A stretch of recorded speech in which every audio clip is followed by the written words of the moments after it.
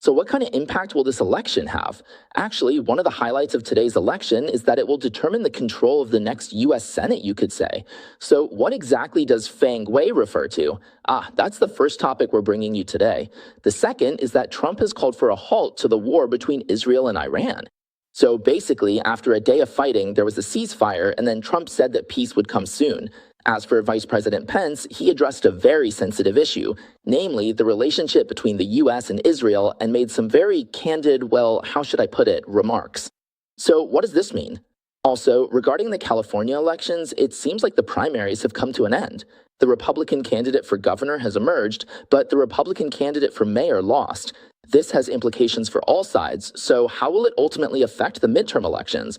That's something really worth analyzing today. In addition, Xi Jinping is visiting North Korea. What exactly is he doing there? And what impact will this have on China's future? All right, welcome to Good Morning America, brought to you by Fang Wei. Hello to all our YouTube viewers and to our listeners on Sound of Hope, Silicon Valley FM 96.1. Now, let's get straight to the point. Let's talk about what's going on with the California primary. Basically, there's a round of primaries almost every Tuesday. Today, there are 4 states holding primaries: Maine, Nevada, North Dakota, and South Carolina. So what are the highlights of the primaries in these 4 states? The biggest highlight, the first one, is the Democratic Senate primary in Maine. This is currently the focus of attention nationwide. Why is this small state of Maine up in the northeast of the US such a big deal? Why has it become the center of attention? Because if the Democrats want to take control of the Senate in October, they have to flip the seat. Right now, the Republican senator is Susan Collins. Her name actually comes up a lot. She's always at odds with Trump. If the Democrats manage to unseat Susan Collins, it doesn't necessarily mean they'll win the Senate, because the Democrats need to flip 4 seats in total. But if they can't flip Susan Collins' seat, then it's safe to say they definitely won't win the Senate. That's because Susan Collins' seat is the one where the Democrats have the best chance of winning. It's the biggest state for them, so for the Democrats, this is a must-win, and they're pouring huge amounts of money into it. And the candidate running is also really interesting. This is the news story I'm bringing you today. So what about the incumbent, Susan Collins? She's already been reelected 5 times in Maine and has served as a senator there for 30 years. She's a Republican senator in a Democratic state and has managed to hold on to her seat for 30 years. How she managed to stay so solidly in office? But that's not even today's biggest news story. The most important news is, who is her challenger? Originally, her challenger was supposed to be the current governor, Janet Mills. Janet Mills is term limited. She served 2 terms as governor and can't run again, so she's stepping down. Then she's switching gears to run for senator, which makes sense. That makes a lot of sense. If she were to go head-to-head with Susan Collins, she might actually win. Everyone knows this is a Democratic state. But what about a good outcome? Well, Janet Mills really doesn't stand a chance. Why did this unexpected contender suddenly appear? This person is called Plattner. He's only 41 years old. Remember, the governor we just mentioned is already 79, but Plattner is just 41. He's a native Mainer, though both of them are actually native Mainers. So as for Plattner, he served in the Marine Corps for 8 years. After that, he used his veteran benefits to go to college. He attended George Washington University, but he didn't graduate. After dropping out, he tried to re-enlist, but because of his tattoos, he couldn't return to the Marine Corps in 2009. However, the Army has looser standards, so he joined the Army instead and served in Afghanistan until 2011, serving for 3 years. After returning to school, he struggled with PTSD, post-traumatic stress disorder. In 2020, he left the Army and the related military contracting system, meaning those jobs as a contractor for the Army. He then took over an oyster farm in Maine Bay. So how did this guy end up running for US Senate? Well, that's actually a really good question. Why? Because Plattner didn't just come out of nowhere on his own. He was actually recruited by others. He said that he was actually picked out by a labor union. They chose him to challenge Susan Collins, who has already served 5 terms and has held that Republican seat for nearly 30 years. As for why he was chosen, there are a few reasons. First, he's considered a textbook blue-collar worker, coming from a working-class background. Second, he's got a fiery personality and is a great speaker. So basically, they found someone with explosive potential. So they pulled him out to run for senator, and as soon as he entered the race last August, he quickly gained momentum. In just the first 9 days, he raised over $1 million, so it really seemed like they had hit the jackpot or won the lottery with him. Like a winning lottery ticket, within just 2 weeks, he got the endorsement of Bernie Sanders, the socialist senator from the neighboring state of Vermont. That means he has the support of the unions. Yeah, the unions and the so-called socialist faction within the Democratic Party in Congress, the far left wing, were the ones who picked him and pushed him up. And then there were also some key Democratic Party figures involved. At this rally, they really hyped him up. Because of that, in Maine, he held 71 town hall meetings over the past year, so his reputation rose quickly. According to the latest poll, he's leading Collins 48% to 41%. So it looks like he could beat Collins. And it's exactly because of this momentum, this lead of over 7 percentage points, that he forced the party establishment's candidate, the one I mentioned earlier, the gubernatorial candidate Janet Mills, to step aside. It was Senate Democratic leader Schumer who personally went to see Mills and told her, look, we've always wanted to take the Senate seat in this state. If we want to flip the Senate, we absolutely need this state. We have to defeat Collins. So now we found a real gem. This Gideon can easily beat her. How about you just step aside? As a result, he suspended his campaign in April and stopped running, but his name still remained on the ballot. So, to put it simply, what can Gideon do? First, he can beat Collins. Second, he has the image of being working class and a veteran. Both are great images. Third, he himself has exceptional grassroots mobilization and fundraising abilities, and he's a great speaker. So what happened? Well, as time dragged on, problems started to surface. A lot of his dark history came to light. 5 areas, actually. First, people found out he has tattoos. Having tattoos isn't really a big deal in itself, it's not some huge crime, but the problem is he has a skull tattooed on his chest, and it carries Nazi connotations. So people started asking him, what's going on with you? Why would you get a tattoo with Nazi symbolism? A skull that's related to Nazi symbols, what are you trying to do? He said, I didn't know, that's just how I got it back then. That's how he explained it. Second, it came out that after he left the military, he drove under the influence after drinking heavily. Drunk driving is a serious crime, especially in the US. Third, people dug up his past activity on Reddit, which is an American social networking site. He posted a ton of things on there, and in those posts, he was basically spewing hostility at a lot of people. There were a lot of topics, and what he said was really harsh. Basically, some pretty ugly history got dug up. Fourth, he openly criticized the Democratic establishment's policies and had a tense relationship with the national Democratic leadership. He made enemies within the party, even after Schumer helped him rise to power. Eventually, he was persuaded to step down. Even after Mills was persuaded to step down in April, the tensions with the Democratic leadership remained. Of course, this isn't really surprising because the far-left faction within the Democratic Party is almost always at odds with the establishment wing. You could pretty much call that the norm, because the former is trying to seize the entire leadership, right?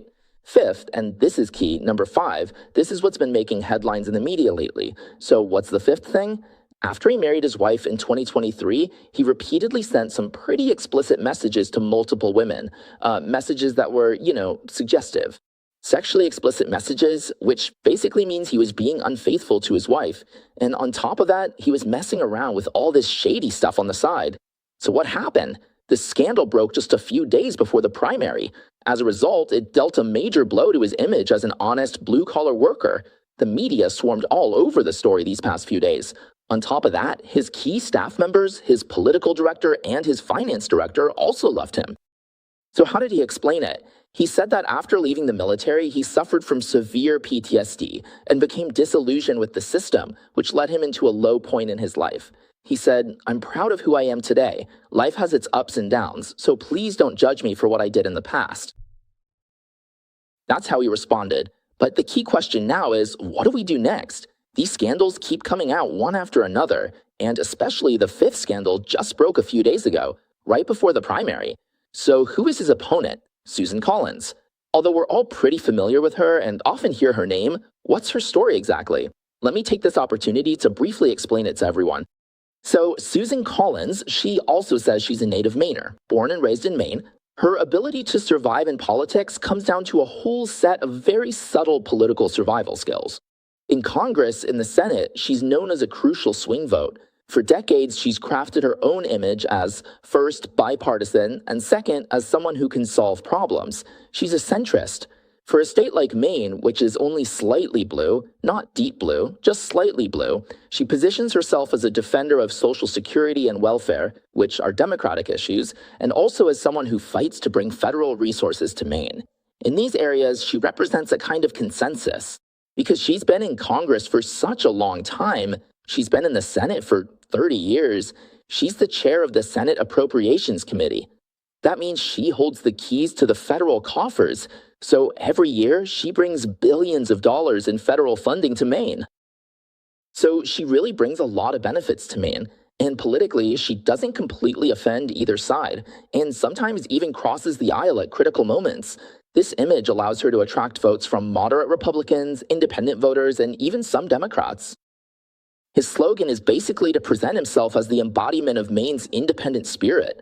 Another one of his strengths, or you could say characteristics, is that he's extremely hardworking. He's been in Congress for 30 years, participated in 10,000 votes, and has never missed a single one.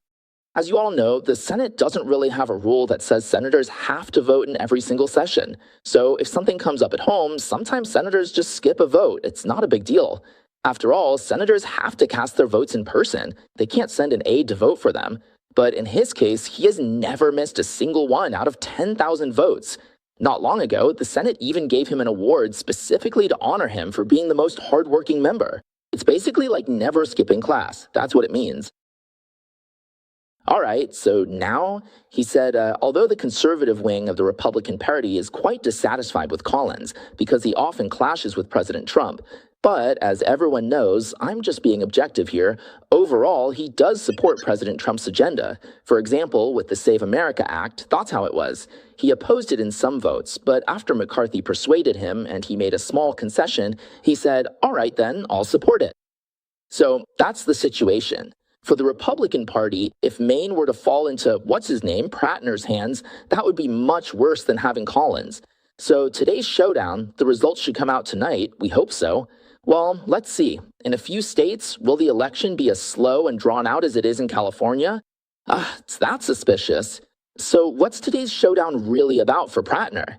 Well, as I mentioned earlier, Susan Collins and Prattner belong to different parties. Today, each party is choosing its own candidate. Prattner, on his side, is trying to project a tough guy image. You can see the media saying that his campaign is falling apart, that it's collapsing. But he says, I think that's hilarious. I've never felt so strong. I'm not afraid of anything, so there's absolutely no problem. I can still get elected. Okay, so Prattner's candidacy represents another shift to the left for the Democratic Party. Basically, the far-left faction of the Democratic Party found someone who's very left-leaning, but unfortunately they also discovered that he's full of flaws, so there's really no way back. They can only keep pushing forward. In other words, Prattner represents the political correctness of the Democratic Party's far left. On the other hand, you have the Democratic Party's common sense, which is the governor, Janet Mills. So, will the switch happen or not? We'll just have to wait and see the results tonight. Right now, logically speaking, Janet already withdrew back in April. Her name is off the list, she withdrew. So for the Democrats, there really isn't much of a choice tonight. So it was supposed to be all up to Pratt, but then he got caught up in this series of scandals. Now, will the voters in Maine, well, to be precise, the Democratic voters in Maine, decide not to let him take the position because of these scandals? If that really happens, then it would be a huge blow to the far-left faction. But if he wins tonight, which is actually expected even with all these scandals, what does that mean? If he does win, it means the far left has secured the Democratic nomination for the midterm elections. And in the midterms, that would be the last stand for the moderates in Maine. Can moderates even survive in Maine politics anymore? So you could say Susan Collins is pretty much the last one standing. She's been around for 30 years. All right, but if he loses, then of course Janet Mills will take over. As for Janet Mills versus Senator Collins, it's hard to say how that would turn out, because Janet Mills used to be stronger than Collins. The polls would show her ahead by a few percentage points, maybe 2 or 3. But unexpectedly, Pratt ended up ahead by 7 points. Still, after all this back and forth, it actually benefits Collins, right? Because from April to June, it was basically all just empty shots. Nothing really happened. No action was taken. But anyway, even if it's Janet Muse against Susan Collins, at least in Maine, when it comes to the federal Senate seat, it won't be quite so socialist. All right, but no matter what, for the Democrats, Maine is a must win for them. If they can't even secure Maine, then basically it's game over, right? That's just how it is. All right, that's one thing to watch. The second thing to watch is the Maine primary. They're also using RCV, which is ranked choice voting, as I mentioned yesterday. The current governor of Maine can't run for re-election due to term limits, so the governor tried to run for Senate but was later persuaded to drop out. Now, what's left is basically a free-for-all between the two parties. There are a lot of candidates, but no clear standout or star. So first, there are a lot of candidates and no obvious star. Second, they're using what's called ranked choice voting. What does ranked choice voting mean? It means that if no one gets more than half the votes in the first round, then each ballot will have several names ranked. You pick your first choice, second choice, third choice, and so on. You just keep listing them in order. After counting the D option, if no one has more than half the votes, then the second choice votes are added as first choice votes. If there's still no result after that, then the third choice votes are added in. So according to the voters' rankings, candidates are eliminated round by round, and there's no need to hold a separate runoff. After tallying everything up, that's it. So you just calculate who the winner is. Therefore, when there are a lot of candidates, and with all these second and third choices joining the race, it makes things pretty unpredictable. This is what happened with Mondani, the mayor of New York City in New York State. Why did he suddenly win? How did he take the position of New York City mayor? It was just this chaotic free-for-all, and then he suddenly emerged as the winner. In fact, when he came out on top, nobody really understood why, because this RCD system really doesn't have much logic in the middle of it. Its main goal is efficiency. If we can't pick a winner, then we just calculate the second and third choices, and that's how the result comes out. There's no need to hold another round of voting. But the downside is that it introduces a lot of randomness. Adams, for example, came out of this kind of election. So as for the governor of New York, even though the current governor is a Democrat, they're now term limited and can't run again. So who will win next? That's up to fate. So because of this, it's also become the first thing to watch. Another thing is the governor's race in South Carolina. All the candidates are MAGA people. South Carolina is a red state, and Trump has chosen to endorse one of them. So what's the result now? That's what everyone's watching for. So what it really comes down to is just how powerful is Trump's endorsement? Does it really carry that much weight? Can his endorsement guarantee a win for someone? In Iowa's governor race, Trump's endorsement actually failed. Trump's chosen candidate there went up against the candidate picked by Charlie Kirk's organization, Turning Point USA. In the end, Trump lost. That's what happened. All right, now let me explain this to everyone. The big story today is the California primary. Why does Hilton's appearance have everyone's attention? In a bit, I'll also talk about the situation in the Middle East. All right, now let's talk about the California primary. What's going on with it? The current result is that Los Angeles mayoral challenger Spencer Pratt has been declared the loser, while California gubernatorial challenger Steve Hilton has won. Okay, the votes haven't all been counted yet, right? Didn't we already say that? The California Election Office said the final results won't be out until July 10th. So who declared Hilton the winner, and who said Pratt lost? It's that Decision Desk HQ I mentioned, BDHQ. All right, so this Spencer Pratt, who called his race, I told you all yesterday, right? It was DDHQ because they're the organization that counts the votes, or rather, they collect and count the votes, not that they belong to anyone. They're considered the so-called authoritative organization for collecting ballots. So now, as you can see, this is how Spencer Pratt lost on election day, meaning the ballots cast on June 2nd. Bass had 38%. Let's take another look at that chart. Bass at 38%. Let's go back to that chart for a second. Pratt had 27.9% and Rahman had 20%. But as of today, Rahman actually got 37% of the votes. And then for 84, there wasn't much change either. It's still about the same. A 3% drop, but Pratt dropped by 9%. So how do we make sense of this? Let's look at the next chart. This one is even more bizarre. Let me say something before we look at this chart. Basically, there's only one possibility. There's a large group of people, a big group of supporters of someone called Llamaman who made a decision. They said, even though I like Llamaman, I won't state my position until after Election Day. Is it possible that I won't state my position until Election Day? Is that possible? Okay, so this is the curve we're talking about. We've seen this kind of bizarre curve before, like that sudden jump in 2020. Now, these are the three lines on the chart after June 2nd. The first line is Bass, the second line is Pratt, and the third line is Ramon's curve was originally so low, it was basically flatlining. On election night, he was in tears. He didn't actually say he lost, but he implied he had let everyone down. Mentally, he had already accepted defeat, so his line should have just stayed flat. But then suddenly, there was a huge spike, and from that point on, he started catching up fast. So that's what happened. Is this kind of bizarre phenomenon even possible in statistics? What kind of curve is this? The curve from election day and the day after is supposed to follow a parabolic inertia, so where did that go? Some people even fed this chart to AI and asked what the probability of this happening was. The AI said the probability is 0, or almost 0, so this is definitely an abnormal phenomenon. Alright, now let's talk about the second abnormal phenomenon. We showed everyone this chart, right? So about that decision desk announcement, Steve Hilton, on what basis did he announce that he could make it into the runoff, into the top 2? Why wouldn't Steve Hilton be overtaken by a weird curve? Why does the Los Angeles mayoral election have this upward curve, but the governor's race doesn't show the same upward trend? How can he predict no future changes? With ballots still being counted, why is he already declaring Hilton the winner? Can anyone explain why? With Pratt, it's understandable because he already surpassed him, right? But what about Hilton? On what grounds can you say no one will surpass him? The third place candidate, what's his name? Stair, right? Why wouldn't he overtake Hilton? Can anyone tell me why? Let me share my prediction. Remember, on the second day of the election, both Hilton and Pratt were winning, right? By winning, I mean they were in the top 2.